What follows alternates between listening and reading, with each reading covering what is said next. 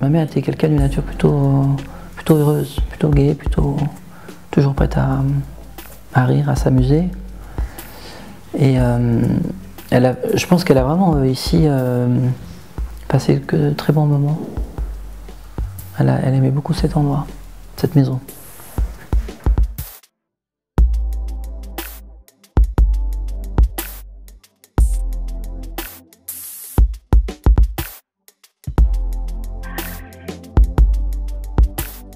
L'exposition, elle est née il y a 2 ans, à l'occasion de l'inauguration de la médiathèque Sagan à Paris. Et à l'époque, la ville de Paris disposait d'un grand nombre d'archives photographiques qui avaient été découvertes parce que le journal François, qui avait beaucoup d'archives, avait dû déménager et avait cédé une partie de sa collection à la ville de Paris.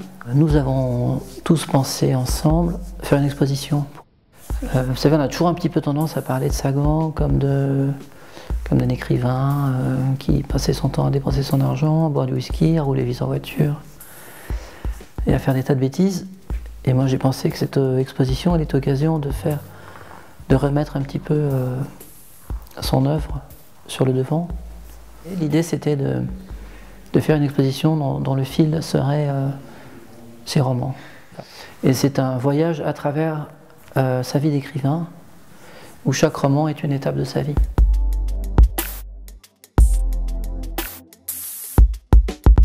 Alors on va voir des photographies donc du Fonds François, de la ville de Paris, et une partie de la collection de Roger Violet.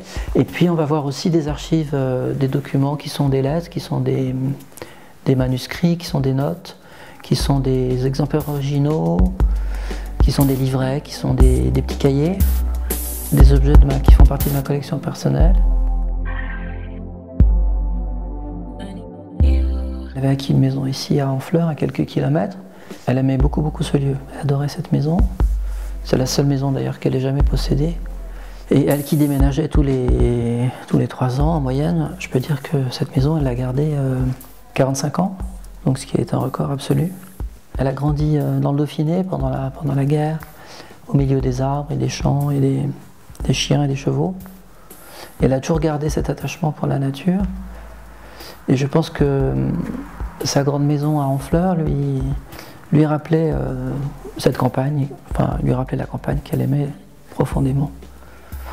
Et donc je pense qu'elle venait ici retrouver effectivement tout ça, cette nature, ces oiseaux, ces arbres, tout ce calme, tout ce vert qu'elle aimait.